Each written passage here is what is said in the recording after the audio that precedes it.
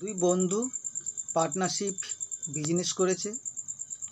আবার দুই বন্ধুর মধ্যে পার্টনারশিপে মারামারি লেগে গেছে। যাই হোক, জল অনেক দূর গড়িয়ে গেছে। বড়বাবুর সম্মুখে দুই বন্ধু গেল।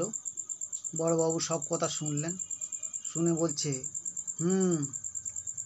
এক কাম করতে হইব, তোমাকে কোম্পানিতে তালা লাগাই দিতে হইব, যতদিন না মীমাংসা হয়।